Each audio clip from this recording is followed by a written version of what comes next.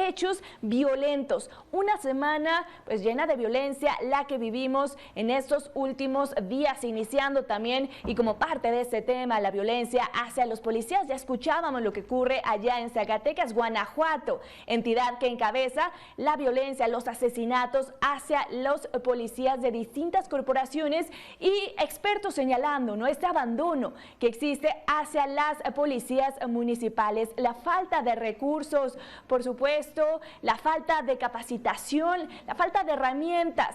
Vaya tema que tenemos sobre la mesa. Eduardo Manzanares, te saludo con gusto, analista de Mega Noticias, un tema del cual tú también has estado platicando en los últimos minutos, en las últimas horas, el déficit de policías y también la violencia que se vive en nuestro país y que también, bueno, le toca a los uniformados. Te saludo con gusto, Lalo. Lidia, ¿qué tal? Qué gusto saludarte, qué gusto poder compartir contigo este tema sobre la mesa, y vaya tema que me propones. Y mira, más allá del déficit de policías, hay que reconocer que las policías municipales y las policías estatales no se pueden enfrentar al crimen organizado por más que lo intenten, por más que quieran, por más que deseen los mandos, tanto municipales como estatales, poderlos enfrentar. Esto es un trabajo conjunto con la Federación, con la Guardia Nacional, con el Ejército, con la Marina, ya que todavía están en las calles y ya que el Ejecutivo Federal insiste en que se mantengan en las calles. El problema, Lidia, que yo veo es que en 3 años que han estado los soldados en las calles, no ha habido resultados. Y los resultados pues tienen mucho que ver en el que no hay una estrategia. Vaya, cualquier persona que me diga, Lidia, que los abrazos y no balazos es una estrategia, pues está completamente equivocado, empezando por el Ejecutivo Federal, porque esa no es una estrategia. El crimen organizado, Lidia, está organizado, pero necesita controles del Estado. Y el Estado no ha dado ese control que requiere el propio crimen organizado para funcionar. Entonces, pues aquí estamos viendo los lamentables resultados, Lid. 8 de ellos que tuvieron... ¿no? Esta escueta información que nos han dado las autoridades sobre, bueno, los hechos violentos que se registraron en los últimos días, y justo en este momento la Fiscalía allá en Jalisco está dando una rueda de prensa sobre los informes de los hechos del martes pasado. ¿Qué te parece si escuchamos? Vamos. Estas distracciones que pudieran ser atendidas por el personal operativo y de esa manera pues mantener ocupado el personal y evitar que se brindara el apoyo al municipio vecino. Siguiente. El recuento y los totales de estos eventos sucedidos en el martes 9 y miércoles 10 de agosto es en la zona metropolitana: 5 vehículos calcinados, un negocio incendiado y 2 lugares identificados con estos aparatos ponchallantas, y en el municipio de Ixtlahuacán del Río, 14 vehículos calcinados, 2 vehículos con impacto de bala, una persona lesionada. Originalmente eran 2, hace un momento se mencionó que eran 2. Desafortunadamente, una de las víctimas falleció durante la madrugada, lo cual nos lleva a 3 personas fallecidas. Esta persona que mencionaba que recibía atención médica y desafortunadamente falleció durante la madrugada del día de hoy.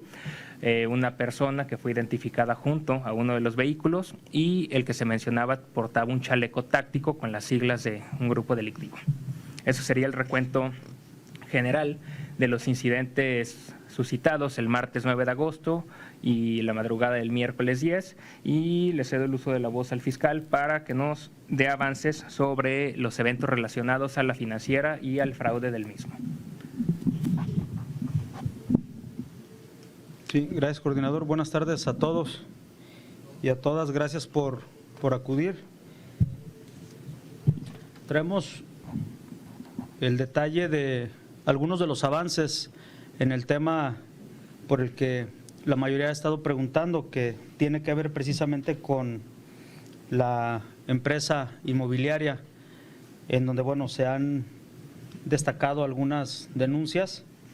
En esa primera lámina podemos identificar de manera gráfica la inmobiliaria y, bueno, la modalidad como tal, que es la que se está denunciando o la que está de alguna manera destacando en el fraude, es precisamente la no entrega de las inversiones realizadas. Y la empresa como tal se dedicaba a brindar asesoría financiera e inmobiliaria a todos los que en su momento se consideraban como socios o inversionistas, y bueno, la la mecánica que ya hemos venido platicando. En la siguiente lámina tenemos un avance y el corte actualizado de lo que llevamos hasta el momento. Tenemos 614 ofendidos o personas que han presentado una denuncia con motivo de este delito. Bueno, ya escuchábamos un poco esta rueda de prensa, el fiscal de Jalisco hablando de los hechos ocurridos en la noche del martes y la madrugada del miércoles, datos y reacciones que vamos a estar comentando a lo largo de estos espacios aquí en Mega Noticias. Y vamos a continuar ahora sí el tema sobre la mesa. Ya te saludaba Lalo y saludo con gusto a Víctor Hugo Hernández sobre el actuar de las autoridades ante los hechos que se han vivido durante la semana, esta ola de violencia que se ha desatado ya sea en Guanajuato, Jalisco, veíamos Ciudad Juárez, incluso Michoacán. Les dejo el tema, ¿qué están haciendo las autoridades al respecto? ¿En dónde están? ¿Por qué no han actuado a tiempo? Los saludo con gusto a los dos, excelente tarde. Gracias, Lidia, gracias. A Lalo te saludo con afecto. ¿Me escuchas? Bien. Igualmente, Víctor, igualmente gusto en saludarte. Buenas tardes. Pues sí, ya daba cuenta Lidia de estas tres estampas solo en las últimas horas, días, que reflejan el ambiente de inseguridad, el tema de la inseguridad en este país. Jalisco y Guanajuato, la madrugada del martes, la tarde del martes, la madrugada del miércoles, con 3 personas fallecidas solo en el estado de Jalisco y bueno, daños materiales cuantosos, pero sobre todo una animosidad y una percepción de que las cosas andan muy mal para el ciudadano promedio y común, quienes viven en estos lugares, y que pues bueno, son estampas de pánico.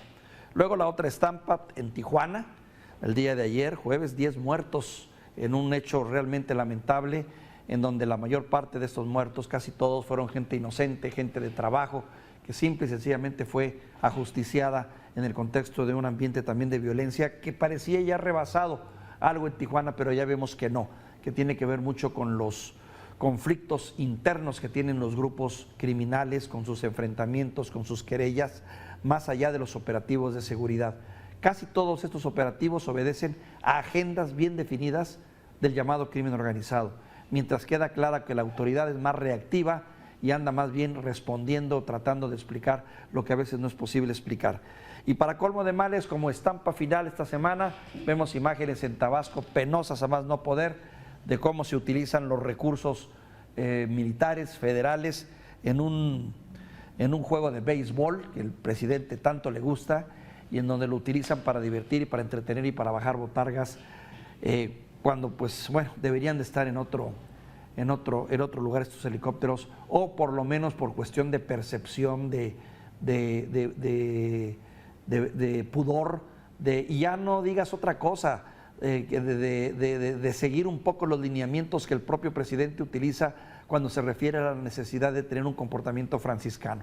Pero pues parece ser que esto no, en muchos estados morenistas les tiene sin cuidado, porque se sigue repitiendo lo mismo. Pero bueno, no me quiero salir del tema, todos son estampas que hablan de un ambiente pues muy polarizado. Mi querido Eduardo, tienes la palabra. Gracias, Víctor. Mira, terroríficas estampas, y voy con lo que acabamos de escuchar recientemente en esta conferencia de prensa allí en Jalisco, porque nos habla de las prioridades, Víctor. Es increíble que cuando le dan la voz al fiscal general del estado de Jalisco, el señor hable sí de un tema de interés, desde luego, que tiene que ver con la justicia en Jalisco, con el cártel inmobiliario, pero carambas, a ver, ¿cuáles son las prioridades, Víctor? ¿Cuáles son las prioridades y dónde está entonces la cabeza del fiscal?